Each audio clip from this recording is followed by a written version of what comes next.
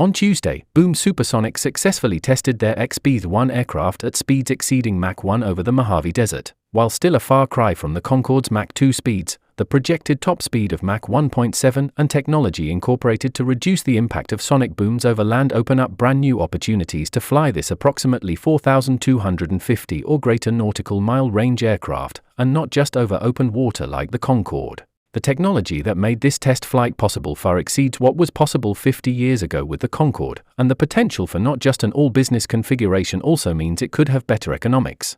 Much news and speculation has surrounded Boom Supersonic's progress in developing aircraft, and the announcement of Boom Overture saw firm pre-orders from several airlines, including United Airlines, which ordered 15 aircraft and has an option for 35 more, and American Airlines with 20 aircraft and an option for 40 more, which would make it the largest customer at launch.